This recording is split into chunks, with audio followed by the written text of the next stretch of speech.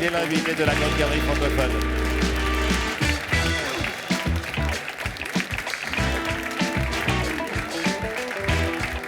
Salut Alex. Mais on va même se tutoyer. Comment vas-tu ?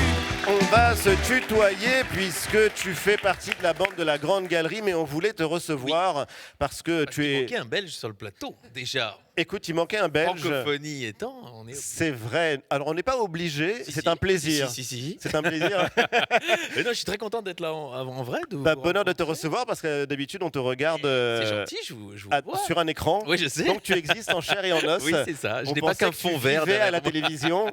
Non, je suis là. Alors, on va commencer avec la question rituelle à laquelle tu n'échapperas pas. Ouais, j'ai compris, vas-y. Oui. Qu'est-ce que l'art apporte dans ta vie? Mais alors, j'aime bien le mot art, mais déjà beaucoup de choses, mais ça c'est la réponse globale. Mais c'est le mot création moi, qui me plaît, parce que étant... En Belgique, on dirait artiste que, c'est-à-dire petit artiste.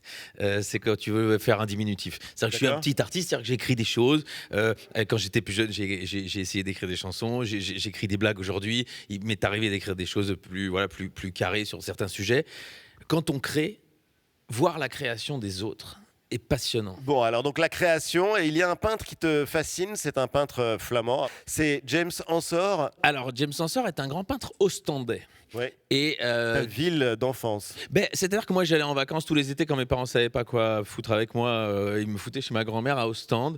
Et Ostende, il y a une chanson de Ferré qui est au bord de la mer. Ouais, c'est au bord de la mer, mais la mer belge. Oui. C'est-à-dire que C'est pas les Seychelles. non, tu peux, par exemple, louer une semaine un appartement à Ostende au mois d'août. Et ne jamais voir le soleil. Et ne pas voir le soleil. C'est des courant. choses possibles.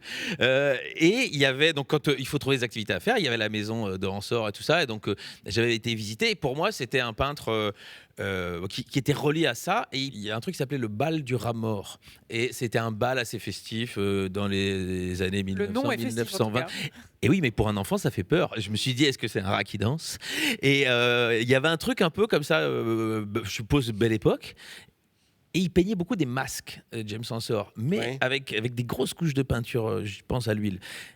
Et donc ces tableaux, je les trouvais assez fascinants parce que j'y voyais quand même ce masque et tout, mais il me faisait quand même un peu peur. Et on ne savait pas qui étaient les gens qui souriaient derrière ces masques. Et donc c'est un des premiers peintres en tant que gosse devant lequel on m'a mis. Et en Belgique, oui, il était sur les billets de banque. Donc c'est tous les Belges, on sait qui c'est, on le connaît. D'accord. Les francs Belges, oui, t'as raison. Je te rappelle, ça nous donne une indication sur ton âge. Tous les Belges de ma génération et avant. Alors, il n'y a pas que l'artiste belge dont tu viens de nous parler qui te fascine. Il y a aussi un autre artiste alors que tu vas nous faire découvrir, c'est Joseph Beuys. Joseph Beuys. Il est allemand. Voilà, il est allemand. Alors, première partie, milieu 20e siècle. C'est ça. Sa vingtaine est un peu, je dirais, on ne sait pas trop où il l'a passé. Il a inventé des histoires un peu. Ses biographies ne sont pas claires. Mais à Berlin. Enfin, pour dire les choses très clairement, il a fait partie de la Luftwaffe dans laquelle il s'est engagé en 1941. C'est même pas sûr, mais en fait, il raconte qu'il tombe de l'avion et qu'il se retrouve dans l'aviation allemande. Dans des arbres, oui, dans l'aviation allemande, oui, bien sûr. Et il tombe dans des arbres et il y a de la cire. Et cette cire l'a inspiré. Il a fait énormément d'œuvres sur la cire. Mais c'est surtout un mec qui n'a pas l'air du tout marrant une seconde. Regardez-le là. Non, vraiment pas, non. Et il y a des œuvres d'une drôlerie. C'est-à-dire qu'il y a une œuvre qui est... je dirais un happening, une performance, qui s'appelle « Comment expliquer des tableaux à un lièvre mort ». Alors après le rat mort... c'est vrai que il y a une thématique. Allonge-toi, on va en parler. mais c'est quasiment un divan. Non mais c'est génial parce que c'est une performance et une œuvre d'art. Donc il tient le lièvre, un lièvre décédé, dans ses bras. Et il se balade dans une expo de peinture et il lui parle. Il parle au lièvre mort. Tu vois, et ça amène à un rire fort. Mais il y a deux. Ça pourrait être un peu du sophical aussi, comme. Mais exactement. Comme je pense qu'elle n'irait pas pouvoir trouver que Beuys est intéressant sur certains points. Et donc, comme j'en ai parlé justement de cette œuvre-là dans mon premier spectacle, dans un spectacle, oui. Alex Vizorek est une œuvre d'art. Je parlais un peu des artistes contemporains qui étaient originaux, méconnus. Alors, Beuys en Allemagne est, je pense, très connu, mais c'est vrai que non, c'est pas. Si vous allez dans la rue.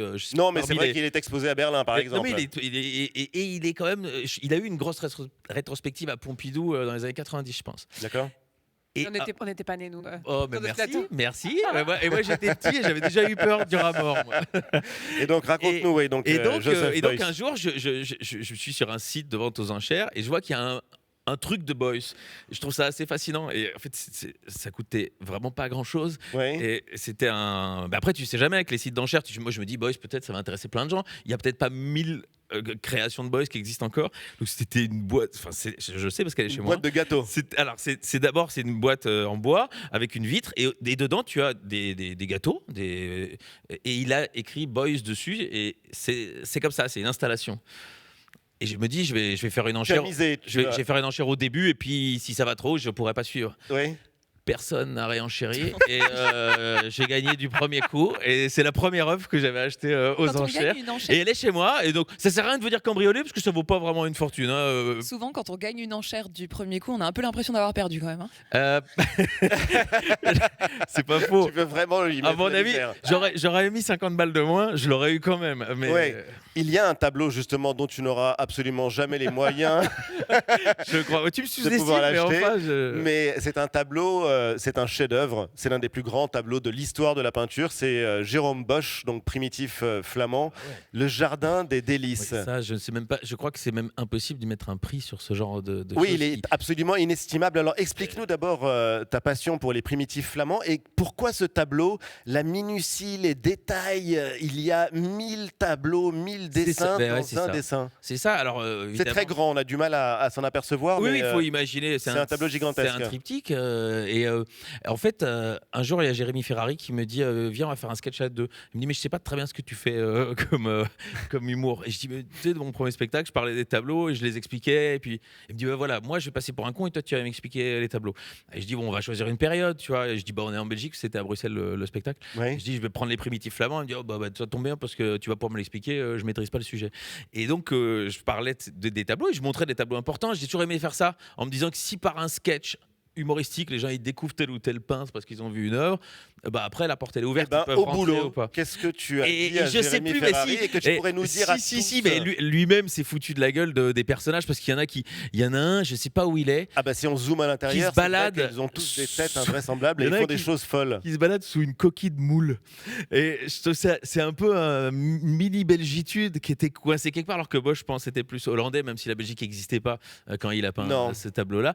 Et en fait, il a en commun avec Bruegel, Bruegel l'ancien, c'est que ces tableaux-là, autre primitif flamand. Ouais, tu peux les regarder, tu peux venir tous les jours regarder un 1/8 de l'œuvre et il y a plein d'histoires qui s'y passent et je pense que jamais tu t'ennuies. Mais là, pour le coup, c'est le Jardin des Délices et c'est la version enchantée, c'est la légende dorée de Jérôme Bosch qui a donné son nom à un célèbre détective et Bruegel l'ancien, lui... Ça n'est pas son cas, mais il a peint le triomphe de la mort. Il a peint le triomphe de la mort, et ça, dans le triomphe de la mort, tu as une passion pour la mort, apparemment. Bah, alors, c'était le thème de mon deuxième spectacle qui s'appelait Ad Vitam, et je trouvais que c'était intéressant de parler de ce sujet, parce que je crois que tous les artistes en ont parlé, en fait. Ça ne veut pas que je me situe parmi eux, mais je trouve que c'était intéressant de faire le trait d'union. Oui. Et le triomphe de la mort, c'est un tableau, il est moins grand que ce qu'on a vu là de Bosch, mais il y a une 50aine de moments de vie qui sont des façons de mourir de l'époque de Bruegel. Donc si vous vous arrêtez devant, vous voyez un mec qui saute d'une fenêtre, vous voyez un mec qui se fait taper dessus, et vous voyez un mec qui est malade. Et donc il y a 50 façons de mourir sur le tableau. On va continuer avec toi, oui. Alex, mais tout de suite, et tu connais le rendez-vous, c'est la claque de la semaine.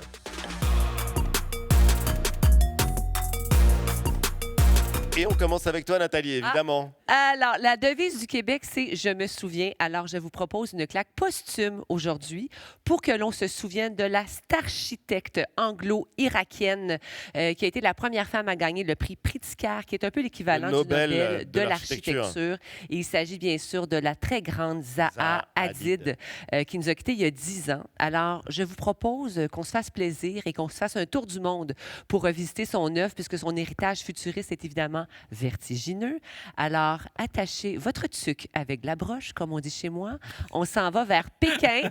Ça ne veut rien dire. Mais bien sûr, attache ta tuque, viens, parce que ça va aller vite, on va voir des choses. C'est la beauté de la francophonie, c'est qu'on ne se comprend pas. C'est magnifique. Je suis allé jouer au Québec, c'est formidable. Non, mais pour une fois que je ne suis pas la seule avec un accent sur ce plateau, je me fais plaisir. Qui est l'autre? Oh, mais lui... C'est tous les autres. C'est tous les autres, tu vois. C'est tous les autres qui parlent mal, Nathalie, vous avez raison. Donc, on s'en va à à Pékin pour voir l'aéroport de Pékin, qui a été pendant un certain temps le plus grand aéroport au monde. Regardez, c'est carrément une étoile de mer du futur, métallique, qui a évidemment été multiprimée, ouvert en 2019. On reste à Pékin vers le centre Galaxy Soho, un centre de divertissement sur les stéroïdes façon Pandora, en référence au film, bien sûr, Avatar. Avatar. J'adore. Ensuite, elle a fait énormément de musées également, comme le Musée national des arts du 21e siècle, qui est situé à Rome. Regardez, en fait, les murs se fondent les uns dans les autres. C'est ça. En fait, elle fait disparaître les lignes Zaha, et ce qui est incroyable de son travail. Elle aime également nous surprendre. Donc, elle a réalisé un tremplin de saut à ski situé à Innsbruck, qui est un tremplin hyper important dans les compétitions internationales. Regardez comme c'est beau. C'est situé en Autriche. Et bien sûr, comme à la Grande Galerie, on sait recevoir hommage à notre invité. Saviez-vous, M. Vizorek, que Zaha Hadid a une œuvre en Belgique, dans le port d'Anvers? Oh. On dit Anvers ou Anvers? On dit Anvers. Anvers, tu vois, j'hésitais. Donc, dans le port d'Anvers, qui est la capitainerie, qui a été revisitée donc, avec un vaisseau amiral qui a été posé sur cette ancienne caserne de pompiers. C'est spectaculaire. Donc, 10 ans qu'elle nous a quittés, mais sa vision demeure tout à fait vivante à travers son cabinet, qui d'ailleurs planche sur le futur plus grand aéroport d'Afrique. Ça sera situé exactement à Addis Abeba, attendu pour 2030. On parle d'une architecture bioclimatique et qui va accueillir 110 millions de visiteurs. Donc, on se donne rendez-vous avec notre valise. Ça va? Merci, Nathalie. Merci. Lauriane, ta claque de la semaine. On parlait tout à l'heure de 50 super façons de mourir, et moi je vous propose d'aller à Montpellier pour découvrir le centre d'art 1000 formes, qui est un centre d'art qui vient d'ouvrir pour les 0 à 6 ans. Donc 0 ans, ça veut dire qu'on est quand même bébé, presque ton âge finalement. C'est très Montessori ça. Oui. En fait, s'ils vont là, ils vont devenir des grands artistes. Exactement. Voilà. En tout cas, c'est une forme d'initiation à l'art. Ça commence très très tôt. Donc il y a des ateliers de musique, de lecture, des choses pour apprendre la mécanique, pour créer ses propres premières œuvres et peut-être ensuite les mettre sur eBay et peut-être gagner ou perdre des enchères. Et là, je vais miser dessus. Ouais. Et c'est une initiative qui est portée notamment avec l'aide du Centre Pompidou. Vraiment, c'est une initiative formidable. Merci. Margot, ta claque de la semaine. Ma claque, c'est la grande rétrospective qui s'ouvre de la photographe Lee Miller au Musée d'Art Moderne de la ville de Paris. Lee Miller, c'était une sacrée nana. Rien que ce nom, Lee Miller, c'est vraiment la promesse d'une vie folle. Elle est née au début du XXe siècle à New York. Elle était d'une beauté à couper le souffle. Donc, elle a commencé mannequin pour Vogue et elle finira reporter de guerre pour ce même magazine. Elle était très vite attirée par l'Europe et l'émulation artistique avant la guerre. Donc, elle a rencontré Man Ray, elle est tombée amoureuse de lui. Elle a croisé Picasso, Cocteau, ils en ont tous fait la muse du surréalisme et elle va développer à leur contact une espèce de patte très particulière, une technique de photographie qui s'appelle la solarisation, qui consiste à surexposer l'image pour inverser les tons et ça leur donne justement une tonalité surréaliste. C'était une femme incroyable. À l'époque, des femmes reporters de guerre, ça n'existe pas. Oui. Et pourtant, dès 1939, depuis Londres, elle va photographier les femmes qui s'engagent aux côtés des Alliés, infirmières, aviatrices. En 1944, elle suit le débarquement et elle le documente. Elle s'enfonce avec l'armée jusqu'en Allemagne pour assister à l'ouverture des camps qui la laissera sidérée. Elle s'en remettra jamais et elle nous laisse de cette période des images mémorables, notamment une. Elle va à Munich dans la maison d'Hitler qui vient de se suicider et vous savez ce qu'elle fait? Elle se prend en photo dans sa baignoire. Non. Ouais.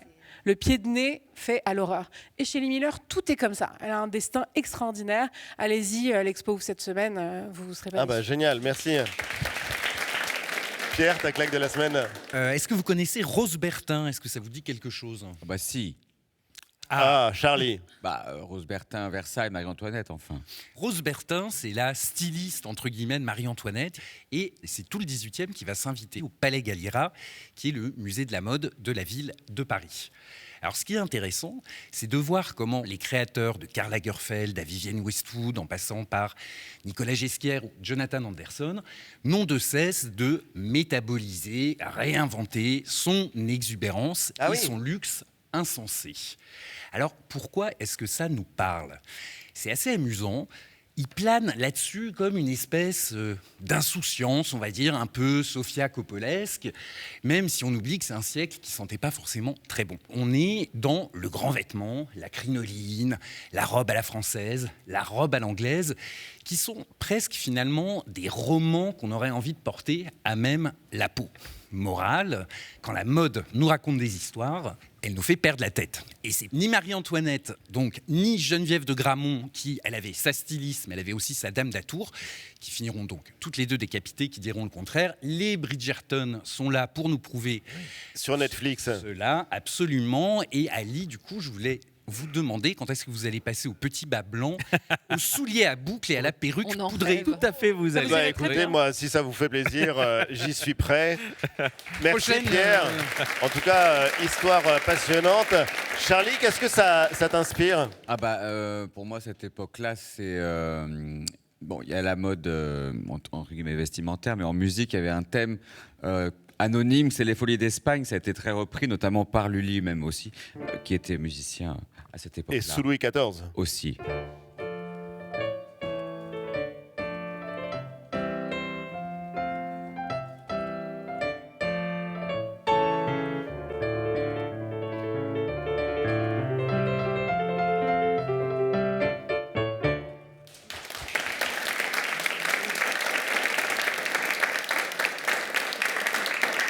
Et toi, Alex, ta dernière claque artistique? Ben, on m'a demandé aussi une claque. Alors, de la semaine, je sais pas Oui, ce que ça veut c'était une dire. métaphore. Hein. Ouais, non, mais j'ai compris. Et alors, comme tout à l'heure, j'ai parlé que d'artistes décédés. Et en fait, j'aime aussi beaucoup aller découvrir. Et Parlons d'hommes, d'une tu femme. as raison, tout à fait. J'ai choisi Marine Vallon. En Belgique, elle s'appellerait Marine Wallon. mais elle est française. Et je suis allé un jour à Drawing Now, qui est la FIAC du dessin. Et j'ai vu ses dessins et je me suis dit, c'est magnifique. Et ce que j'aime chez un artiste, c'est quand vous regardez et vous dites ah bah oui, c'est lui. Il y a ça sur plein d'artistes, et puis il y a d'autres, vous êtes obligé d'aller vérifier. Et tu as acheté l'une de ses œuvres. Et je suis allé donc à la FIAC 3 semaines plus tard, et il y avait des tableaux, plus des dessins, mais des tableaux. Et j'en ai acheté une. Et pour la première fois de ma carrière de collectionneur, on m'a demandé de la prêter parce qu'elle va faire une grande exposition à Saint-Rémy-de-Provence cet été. Et donc, c'est la première fois qu'il y a des gens très sérieux qui viennent chez moi pour prendre un tableau et qui va être prêté à 2 musées différents. Parce que, du coup, ça m'a fait petite fierté de me dire... Mon œil n'était pas mauvais parce que j'ai aimé il cet y aura un artiste. carton de la collection Alex Vizorek. Je voulais pas en parler parce que ça me gêne un peu, mais l'enfant qui allait dans les musées et qui regardait avec effroi ces tableaux, non pas effroi, mais en se disant que c'était pas un monde pour lui, il va y avoir modestement mon nom, mais allez surtout pour elle, hein, vraiment, l'artiste est génial et allez voir, et elle est jeune, c'est sûr, c'est vraiment, elle a encore plein de tableaux à nous proposer. Nathalie, j'aimerais que tu m'expliques quelque chose. Aïe aïe. Est-ce que tu es un humoriste qui est expert en art Non. ou un expert en art avec un excellent sens de l'humour? C'est une excellente question. C'est une bonne question, et vous l'avez, l'expert en art qui a du sens de l'humour, c'est Hector Obalk.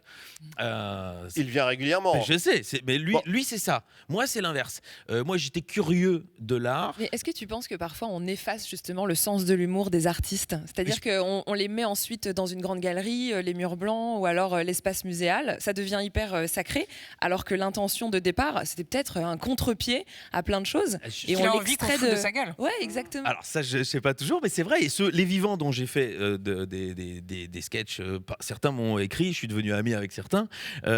Sophie Calle, pour le coup, elle m'a dit, je sais que vous avez parlé de moi. Je dis aïe aïe aïe aïe aïe. Puis elle dit non, c'était bien. et ça, c'est un vrai compliment de la part de Sophie Calle. C'est un super compliment. Depuis, on se connaît. Alors Alex, vous publiez dans quelques jours un livre, de la première à la dernière œuvre. C'est le titre de ce livre où on découvre une trentaine de portraits d'artistes de ton panthéon personnel. Pourquoi est-ce que tu as voulu mettre en regard la première avec la dernière œuvre d'un artiste? Qu'est-ce que ça raconte? Mais je trouve passionnant les carrières d'artistes, parce que moi, quand j'ai voulu en être un, j'ai écouté ceux que j'aimais bien, les humoristes, comment ils ont commencé, pourquoi ils ont fait ça. Est-ce qu'il faut commencer jeune pour être un grand artiste? Est-ce qu'il faut être soutenu par ses parents? Est-ce qu'il faut être pauvre? Est-ce qu'il faut travailler tout le temps, ou est-ce qu'il y a du génie? Oui. Et en fait, en choisissant ces 30-là que j'ai choisis parce que je les aimais, mais aussi parce qu'ils n'avaient pas les histoires communes, on se rend compte qu'il n'y a pas de parcours. Rimbaud a fini d'écrire à 19 ans. Proust commence à 38. Picasso est soutenu par son père parce qu'il est prof de dessin. Frida Kahlo, c'est parce qu'elle se casse la jambe à 19-20 ans qu'elle dit amenez-moi un truc rigolo. Vas-y, prends les tableaux, prends de la... Alors justement, la preuve par l'exemple. La première et la dernière œuvre de Van Gogh, par exemple. Ouais. Alors explique-nous. Donc ça, c'est la première et la dernière. La première étant évidemment à gauche. En fait, c'est parce qu'il avait été travaillé. Enfin, il était un peu ecclésiaste. Il avait été rendre visite. Il voulait se rendre compte du travail des mineurs au Borinage. C'est autour de Mons, si vous voyez la Belgique. Donc c'est pas loin de la France. Et donc il est allé là et il dessinait correctement, mais il n'avait pas été, il n'avait pas le talent d'un Picasso. C'est-à-dire que Picasso à 5 ans, il dessine un oiseau, c'est parfait. Lui non. Et par contre, et alors la dernière œuvre. Et la dernière œuvre, je crois même qu'elle est qu'il la termine et qu'il meurt dans les 48 heures qui suivent. C'est Auvers-sur-Oise, je crois. Et en fait, très récemment, on a appris que c'était sa dernière œuvre. Vous avez vu l'évolution quand même. Et c'est pour ça que je trouve ça intéressant aussi de partir de la première à la dernière. Ouais, c'est génial comme idée. Alors, ça avait déjà été fait pour plein d'artistes peintres. Je trouvais que c'était intéressant de le faire pour tous les arts. Parce que je crois que c'est... D'où Johnny Hallyday, par exemple. Oui, Johnny Hallyday qui... Et belge. Parce que ce que je dis, si vous voulez devenir artiste, enfin si vous aimez les artistes, c'est intéressant, vous allez apprendre plein de choses. Mais si vous voulez le devenir, il y a à apprendre chez chacun, il faut prendre un truc. Et chez Johnny Hallyday, c'est savoir s'entourer. Il a eu le talent de choisir des compositeurs de chansons toujours brillants et toujours en cohésion avec leur époque. Donc, d'époque en époque, il a été brillant. Enfin, c'est-à-dire qu'il y a eu des trous, mais il s'est chaque fois réinventé. Ce qui est pas facile. Il y en a qui se sont jamais réinventés. Ça veut dire qu'on ne s'améliore pas forcément au fil du temps. Il y a une théorie qui dit que normalement un artiste est tout à fait créatif sur 10 ans et qu'après il ne fait que se reproduire. Je ne sais pas si c'est complètement vrai parce que par exemple un Picasso, il y a eu des périodes. En fait, il a été brillant dans plein de périodes. Margot ? Il y a le portrait de Dali aussi dans votre livre qui a une importance particulière pour vous. Dali, c'était l'artiste dans toute sa splendeur et dans tous ses coups d'éclat. On va écouter un petit florilège. J'adore. Je suis extrêmement content d'être en direct parce que chaque fois que je suis en direct, je tâche de profiter et d'abuser de la situation pour ne jamais répondre à aucune des questions qu'on me pose et pouvoir offrir à mes téléspectateurs les primeurs de mes idées authentiques, crues et délirantes. Ah bah, ça vous fait génial rêver, ça au sens propre. S'il faut prendre un truc chez Dali, c'est le marketing de sa propre œuvre. Oui. Il est brillantissime là-dedans. Il a été acteur pour des publicités. Oui. C'est-à-dire qu'il sentait les choses. Et pour le coup, j'ai choisi lui. Je l'aime beaucoup parce que, à nouveau, je ramène toujours à moi gosse, mais donc ça ramène à ce que disait Lauriane tout à l'heure. Emmener les enfants au musée. Moi, on m'avait emmené. On allait donc en Espagne pour voir un peu le soleil quand Ostende était embrumé. Et mes parents m'emmenaient donc sur la Costa Brava. Et à Figueras, il y a la maison de Dali qui a un espèce de château improbable avec l'œuf, avec le canapé. C'est la bouche de Mae West, je crois, des choses comme ça. Et pour moi, c'est un des premiers. Je crois que j'ai encore vu le Paris Match avec mort d'un artiste. Donc pour moi, c'était un mec concret. Van Gogh, pour moi, c'était des tableaux, c'était pas un homme. Pareil pour les grands peintres historiques. Et lui, je l'ai vu. Enfin, j'ai vu des interviews, même si j'étais pas né quand il a fait cette drôlerie que vous venez de montrer. Mais sur la fin, je l'ai vu. Il était concret pour moi. Merci Alex.